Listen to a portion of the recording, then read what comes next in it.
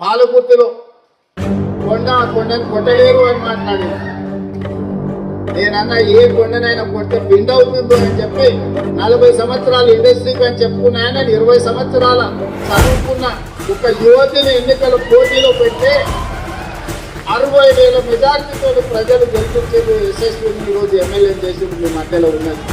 ఝాన్సీ రెడ్డి గారికి టికెట్ ఇద్దామనుకున్నాం. దయాకర్రావు గారి కుట్రలు పని ఝాన్సీ రెడ్డి గారిని పోటీ చేయలేదు. ఆయన అనుకున్న ఝాన్సీ రెడ్డి గారిని అడుగుతుంటే అయిపోయింది.